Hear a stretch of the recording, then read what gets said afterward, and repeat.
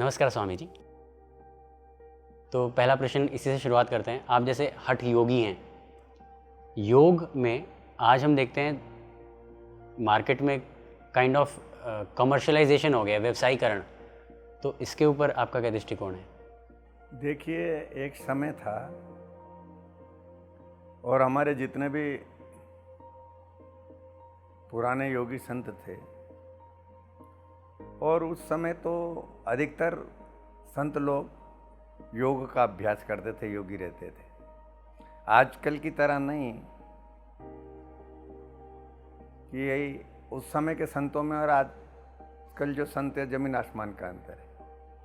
रहन सहन, आचार विचार, खान पान, बोली चाली, सब में परिवर्तन आ गया। और इसी परिवर्तन के कारण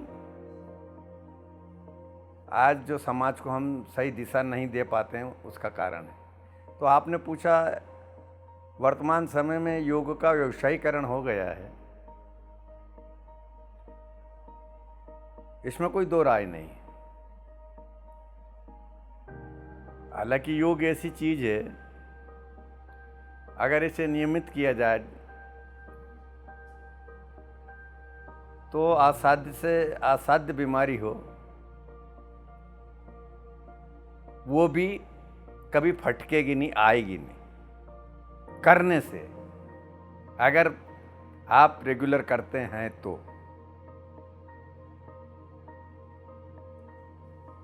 ऐसी पर इसमें एक सबसे बड़ी, अगर लोगों को देखा जाए तो वो कहे कि सबसे बड़ी एक वो आजकल के हिसाब से एक कमी क्या है। हालांकि दृष्टि में देखने में कमी हो महसूस होती है, लेकिन कमी है नहीं।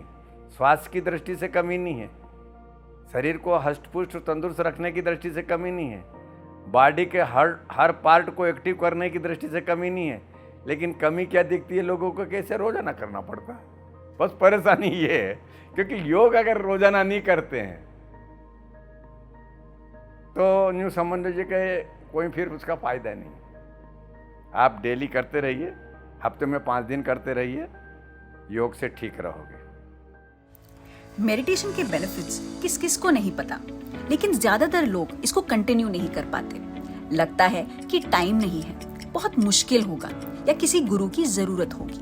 लेकिन आपका पीएमसी हिंदी एक अल्टीमेट वर्कशॉप ला रहा है, जहां आप मेडिटेशन को अपनी लाइफ में मास्टर कर सकते हैं, आराम से अपने घर बैठे ही। मास्टर बनो 21 दिनों का मेडिटेशन वर्कशॉप। ये अल्टीमेट वर्कशॉप में आप सीखेंगे मेडिटेशन की मोस्ट पावरफुल टेक्निक आनापानसति। ध्यान सीखने के साथ साथ एक वर्ल्ड वाइड कम्युनिटी के साथ जुड़ेंगे और आपकी लाइफ को और बेहतर समझने के लिए कोर स्पिरिचुअल साइंस प्रिंसिपल्स को जानेंगे और daily life question and answers में मेडिटेशन एक्सपर्ट से इंटरैक्ट कर सकेंगे। हजारों लोगों ने पीएमसी हिंदी कम्युनिटी ज्वाइन करके ध्यान को अपनी लाइफ में इंटीग्रेट करके अपनी लाइफ बदली है। जुड़िए इस फ्री 21 डेज वर्कशॉप मास्टर बनो में। रजिस्टर करें masterbano.pmchindi.com और डाउनलोड करें पीएमसी ऐप प्ले स्टोर या ऐप स्टोर से। हम मिलेंगे आपको मास्टर बनो वर्कशॉप में। Now back to the episode. मैं बहुत कम से कम 55-60 साल से योग का अभ्यास कर रहा हूँ और करता रहता हूँ। पुराने जो संत थे, उन्हीं के माध्यम से मैंने, जैसे परंपरा से सीखा जाता उसी तरह से सीखा था। कहीं कॉलेज या स्कूल में डिप्लोमा लेके और इस तरह से करके हम लोगों ने नहीं सीखा है, और हमें आवश्यकता भी नहीं डिप्लोमा की। लेकिन जो भी सटीक ज्ञान दिया जाता था वो प्रामाणिक रहता था, फिट बैठता था, एक्यूरेट बैठता था, मतलब उसमें कोई वो नहीं रहती थी। लेकिन युग का कुछ वो है, क्योंकि बोलते हैं ना कि जितने आदर्शवादी है ना, वो बेचारे भूखे मरते हैं। तो लोगों ने कहा योग तो भाई पुरानी मान्यता थी हम लोगों के, कहते कि गुप्ते योगी, यानी गुप्त रखोगा तो योग रहेगा, प्रकट कर दोगा तो भांड की कलाएं हो जाएगी। जैसे नट बाजीगर अपनी कला दिखाता है तो वो कला दिखा के वो कर लेता था। कि बहुत सारे बंगाल के लोग, हम छोटे छोटे जो आते थे, खेचरी मुद्रा लगते थे, पूरी मुद्रा लगा के कहते थे, लोगों को कहते थे अरे बेचारे को इसको दो कुछ, तो मांगने के लिए ही अपनी खेचरी मुद्रा का प्रयोग करता था। इसको तो जीवान नहीं है। साधारण आदमी कहता था जीवा है ही नहीं इसे, जीवा को उल्टी करते थे, दिखती नहीं थी, जीवा है नहीं, अरे इसे दे दो। जीवा का, खेचरी मुद्रा का जो हमारे ब्रह्मरंध्र से स्राव होता है अमृत का, उसे पान करना है।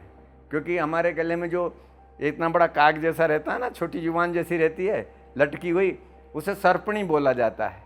और वो सर्पणी उसको खा जाती है, इसीलिए जन्म और मृत्यु का चक्कर में, मृत्यु का चक्कर रहता है। अगर ऐसे योग में है कि अगर वो नहीं हो तो आप वर्षों तक चिरायु रह सकते हैं, वर्षों तक आप उम्र ले सके। इसलिए खेचरी मुद्रा का वो होता था, लेकिन उसने वो प्रयोग किया। तो इसीलिए हमारे पुराने संत महात्मा जितने थे वो गुप्ते जोगी प्रगटे भांड। तो हम तो, जहाँ तक मेरी है, मैं उसी पुराना होने के कारण उसी परंपरा पे रहा। मैंने जो योग पात्र है उनको तो मैं बता देता हूँ, कर लेता हूँ, लेकिन बाकी जिस तरह से आजकल जो अपने स्कूल है और आपके बड़ी बड़ी संस्थाएं योग की देश विदेश में पूरा प्रचार प्रसार हो रहा है, वो नहीं करते थे।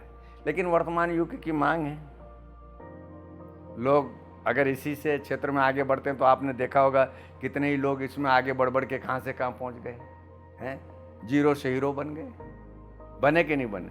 लेकिन इससे जो इतना प्रचार और प्रसार हो रहा है ना, तो व्यवहारिक रूप से अगर लोग करता है, डेली अपनी दिनचर्या में शामिल कर लेता है और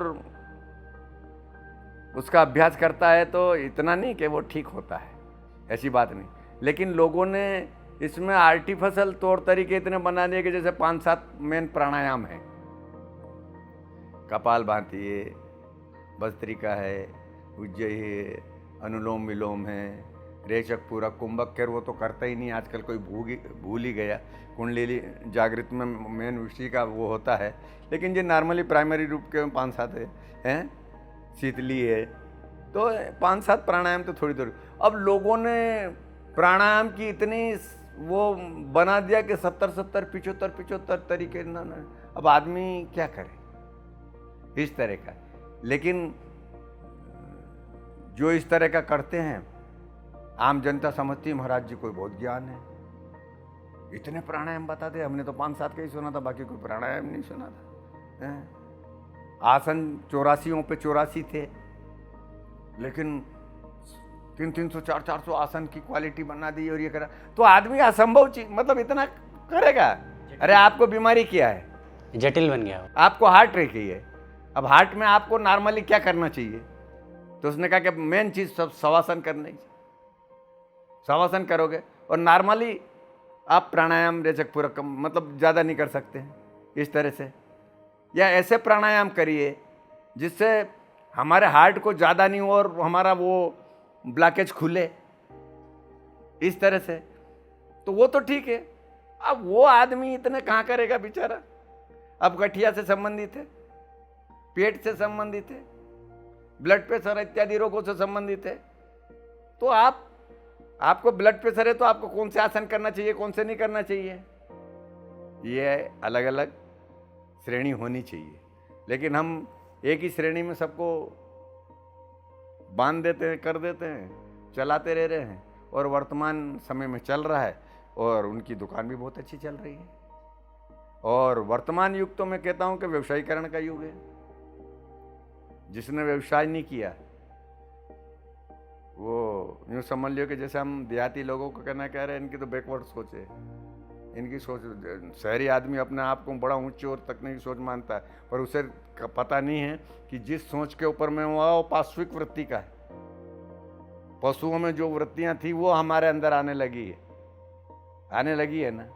पहनावे में, खान पान में, रहन सहन में, सब में वो आने लगी है। कम से कम देहात में उनकी मर्यादा तो है आज।